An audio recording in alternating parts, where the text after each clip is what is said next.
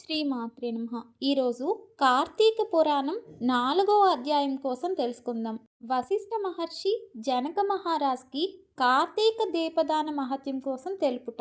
జనక మహారాజు వశిష్ఠ మహర్షి చెప్పిన కార్తీక మాసం 3వ అధ్యాయం విని ఎంతో ఆనందించి వశిష్ఠ మహర్షిని చూచి కార్తీక మాసం నందు చేయదగిన దానమేదో ఏమి కోరి వ్రతం ఆచరించవలనో తెలుపుము అని కోరగా వశిష్ఠుడు ఇట్లు చెప్పును.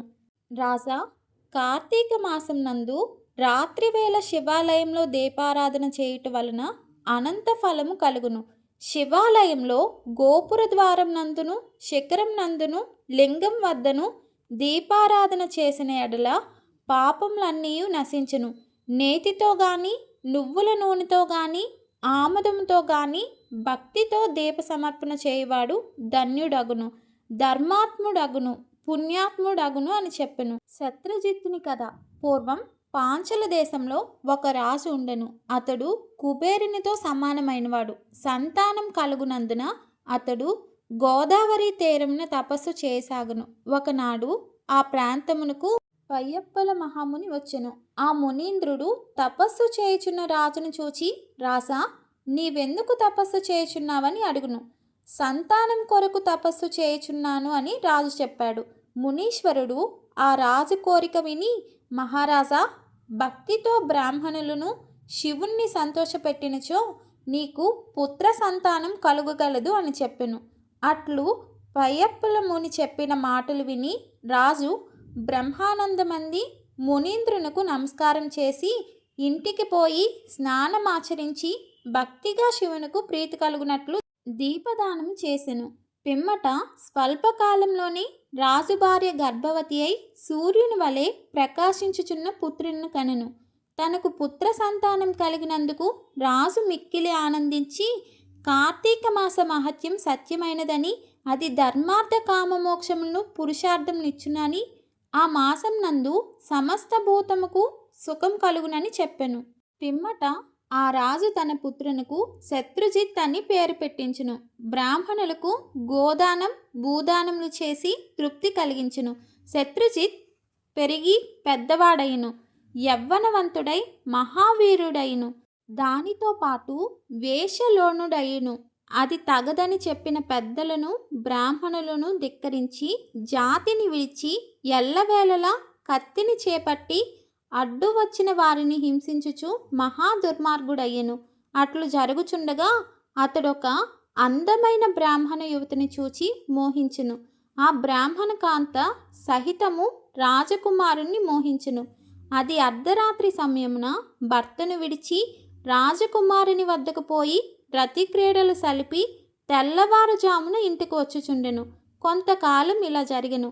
బ్రాహ్మణుడు తన భార్య రాజపుత్రుని వద్దకు పోచున్న సంగతి తెలుసుకొనెను. అతడు దుష్ప్రవర్తన గల తన భార్యను రాజకుమారుని చంపదలిచి కత్తి పట్టి వారిని చంపుటకు ఎప్పుడు వీలు చిక్కునా అని నిరీక్షించుచుండును.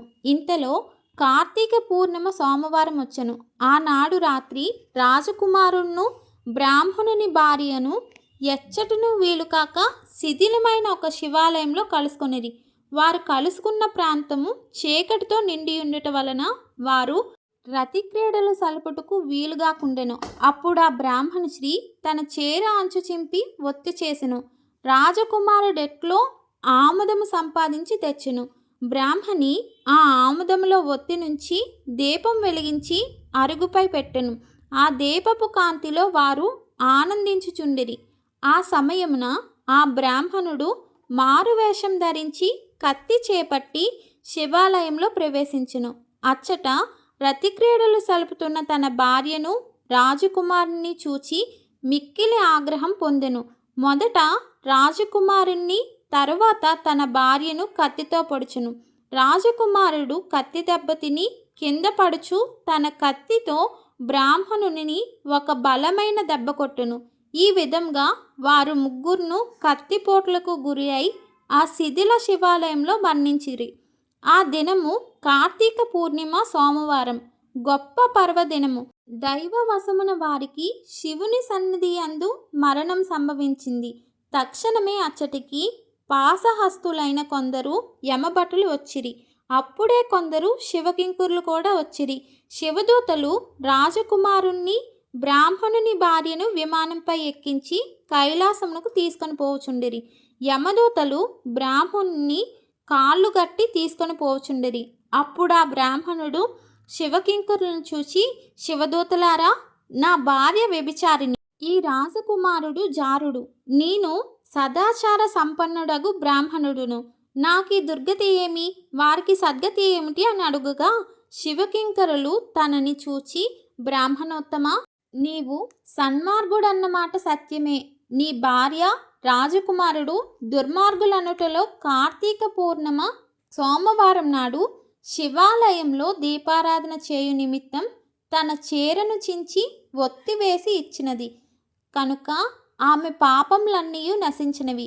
రాజకుమారుడు దీపారాధన చేయు నిమిత్తం ఆమదము తెచ్చి ఇచ్చినందున పాప విముక్తుడైను. శివదూతలు చెప్పిన మాటలు రాజకుమారుడు విని తనలో, అయ్యో, సత్ప్రవర్తన కలిగి ఉన్న బ్రాహ్మణునకు నరకము, దుష్ప్రవర్తన కలిగి ఉన్న మాకు కైలాసం ప్రాప్తించుట న్యాయం కాదు. కనుక నాకు కార్తీక దీపదానం వలన కలిగిన పుణ్యంలో కొంత ఈ బ్రాహ్మణికి ఇచ్చేదను. ఏక సమయమందు మరణించిన మా ముగ్గురికి సమానగతియే కలుగుగాక అని తలిచి తన పుణ్యంలో కొంత ఆ బ్రాహ్మణునకు ఇచ్చెను. ఆ పుణ్యము వలన బ్రాహ్మణుడు కూడా దివ్య విమానం ఎక్కి కైలాసమునకు పోయి శివుని సన్నిధి నుండెను. కార్తీక మాసంలో ప్రతిదినము శివాలయంలో కానీ విష్ణువాలయంలో కానీ దీపారాధన చేయవారు జ్ఞానులగుదురు. కనుక నీవు కూడా కార్తీకమునందు దీపదానం చేయును అని చెప్పను.